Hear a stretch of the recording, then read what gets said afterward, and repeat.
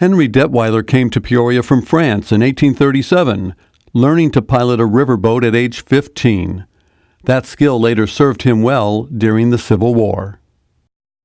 And he apparently did a lot of, transporting materials and even horses. There was something about he had transported $25,000 worth of horses. And it was hazardous duty, him going through the riverways and during the Civil War, but he was very successful, never lost a ship and everything. So, and plus he knew Abe Lincoln, and he got to know him just during their riverboat travels, because Abe Lincoln would go up and down the Illinois. And plus he had other friends too, P.T. Barnum, and he's just a fascinating romantic character.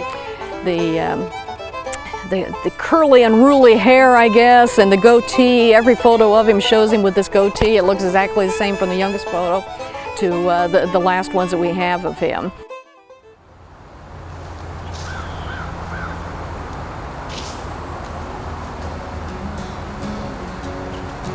Yeah, Henry was a man, true riverman in more ways than one. When he wasn't going down the steamboats down the river, then he was collecting ice during the winter, storing it in the summer, and had quite a lucrative ice business back in 1870, which he started with Nelson Woodruff, who was Mayor Woodruff's father.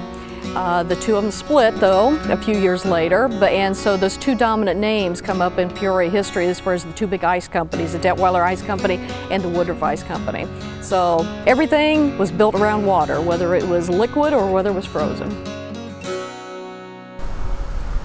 He and his wife, Magdalene, he married her here in Peoria, and she was also from the same part of France that he was from.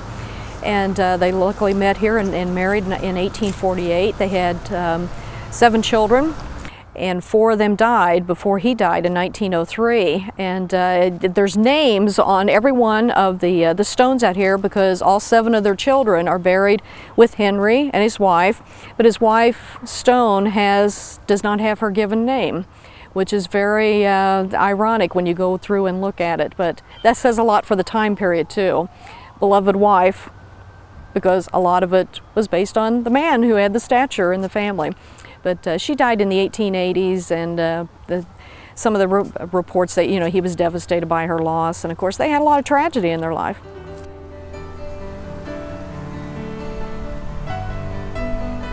His son took the time, Thomas, gave the Peoria Park District 140 acres back in 1927.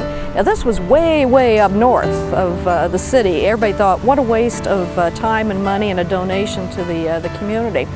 But Thomas picked that area, which we know now as Detweiller Park, because it overlooked the river, which his father would have loved.